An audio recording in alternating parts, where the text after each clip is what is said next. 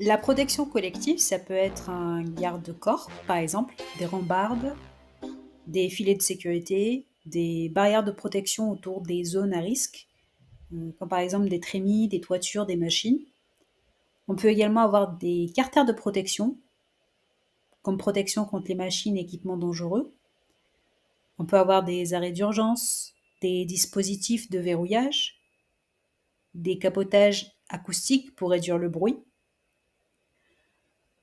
On peut également avoir une ventilation générale ou une aspiration localisée pour se protéger contre les risques chimiques ou de la pollution. On peut avoir des enceintes de confinement, comme par exemple une hotte, une cabine fermée, des systèmes de traitement de l'air ou de recyclage des produits dangereux.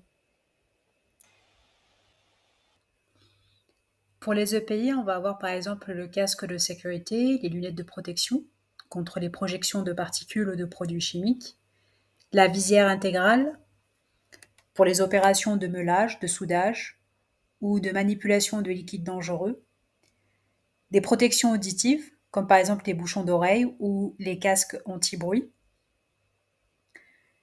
les masques filtrants FFP1, FFP2, FFP3 contre les poussières, les fumées, les aérosols, les appareils respiratoires isolants en cas d'atmosphère toxique ou sans oxygène.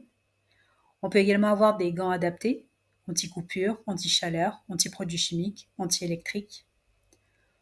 On peut également avoir des vêtements de travail renforcés contre les salissures ou les coupures, des combinaisons jetables contre les produits chimiques, des gilets haute visibilité sur les chantiers ou zones de circulation, des chaussures de sécurité avec coque et semelles antidérapantes, des bottes étanches pour les travaux en milieu humide ou chimique.